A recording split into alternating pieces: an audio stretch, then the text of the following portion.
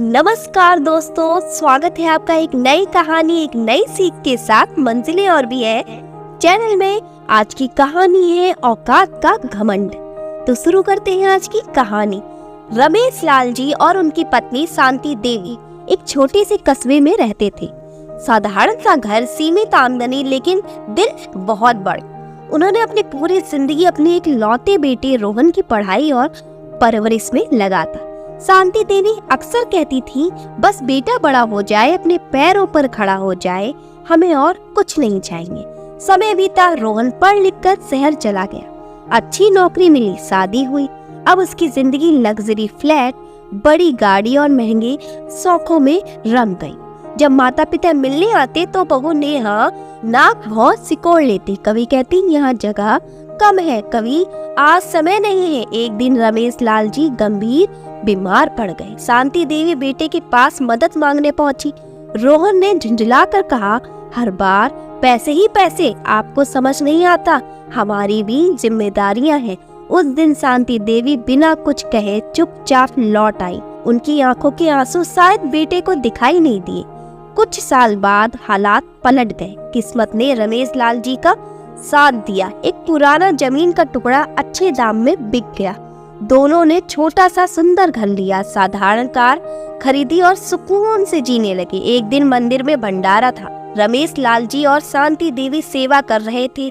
तभी उनकी नजर एक कोने में बैठे थके हारे रोहन और नेहा पर पड़ी। कपड़े मैले थे, चेहरे पर चिंता साफ झलक रही थी। रोहन दौड़कर आया और रोते हुए बोला, पिताजी मुझे माफ कर दीजिए, नौकरी चली गई, कर्ज में डूब गया हूँ। आज समझ आया कि आपने हमारे लिए क्या क्या सहा। नेहा भी शांति देवी के पैरों में गिर गई।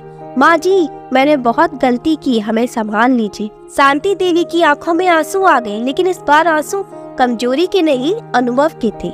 रमेश लाल जी ने शांत स्वर में कहा, बेटा हमने तुम्हें जन्म दिया, पाल पोस कर बड़ा, लेकिन आत्मसम्मान भी सिखाया है। जिस दिन हमें तुम्हारी जरूरत थी तुमने हमें बोझ समझा। फिर उन्होंने आगे कहा, आज हम तुम्हें माफ कर सकते हैं, लेकिन हर बार मदद करना तुम्हें कमजोर बना देगा। संघर्ष से भागोगे तो सीख कैसे पाओगे। ये कहकर वे दोनों अपनी कार में बैठ गए। मंदिर के बाहर वही पुराना चाय वाला जिसे कभी शांति देवी ने बीमार हालत में दवा दिलवाई थी, आज मुस्कुरा कर बोला, माँ जी आपके आशीर्वाद से मेरा छोटा सा ढाबा चल पड़ा है।